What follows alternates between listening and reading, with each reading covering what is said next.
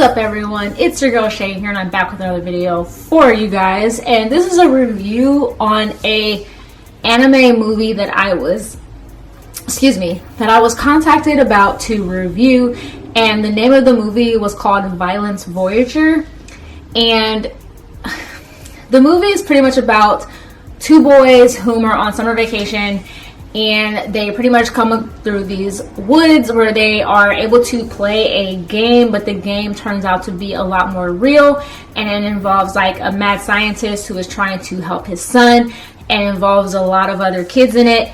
And it's supposed to be like a horror sort of a movie, and I will say it does have the horror movie genre kind of down, and the plot itself was pretty good, but there was some parts of the movie that I just couldn't handle. One of the parts, though, was definitely the animation, because it wasn't exactly an animated movie. Like, it greatly reminded me of like an old school kind of an animated cartoon that you would watch, where it looked like the pictures or the people were cut out on popsicle sticks and were like dragged across the screen. And when you put in like, there wasn't like special effects, so like when blood was on the screen, as in like if an individual in the movie had gotten killed, then it would like splurt blood on the screen, but it looked a little bit more real. So it's like this weird contrast between like a stop motion animation and then like a weirdly crudely done animation that you would see like kids do, where water is being spurted on the screen, but it's actual water. Like, it was really, really weird. So it took me some time to actually get past that concept while watching the movie. And I would say probably like a good 30 minutes, like I was just baffled by the lack thereof of animation regarding this entire movie. But after a while, I will say I got kind of used to it. But another thing that I noticed within this film was the gore aspect of this film, because there was a lot of it. And I'm someone where gore doesn't really affect me, at least not always, per se, like when I watch movies and stuff like that, as long as it's not like realistic looking. So when you see like an animated show or an animated movie, or just watching anime in general pretty much, and someone's like getting killed, there's blood involved, there's not a whole lot of gore that makes you like shy away from it, where you're like, oh, like that's just a lot. In this case, because of the animation style that it's done in, when gore and stuff was done on the screen, such as blood or something coming out of somebody's body, or such as throwing up or vomiting being on the screen, like it looked a lot more realistic. Therefore, it really turned me off of watching the movie. So much so that for the last like 10-15 minutes of the movie, I greatly thought about turning it off, just because of the fact that it just was too much. Like, it was just a lot. And usually I don't get turned off regarding movies with gore and stuff in it. I don't mind it that much, but that was just a lot, and it just greatly just made me feel some type of way. Now, regarding the plot itself wasn't bad, but I just felt that there was such a huge lead up that like the climax of the movie, or where like the main character has its redemption, where they're like going after, where the boy itself is going after the like mad scientist that's been like killed people that he knows and people that he loves.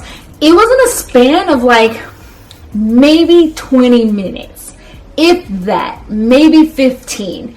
And it didn't make sense in a lot of ways. Like, some characters were introduced that I was just like, I kind of remember you, but not a whole lot. It was like these people were forgettable. And then they brought in animals such as a bat, and then they also brought in a monkey. And I was like, this is just a lot within this one sequence. And then a lot of stuff just didn't make sense. So like, when the boy leaves for the day and says he's going out with his friends, and his mom is sick and in bed and laying down, and he leaves saying his mom is going to go find flowers, which he ultimately does at the end. When he comes back, he looks completely different, because then he's in a completely different body, and his mom like just doesn't bat an eye. And I'm like, you would think she would be concerned, because number one, she sent her dad after you, or her dad, your dad, after you to go get you from the mountains, which is where you were, your dad doesn't come back.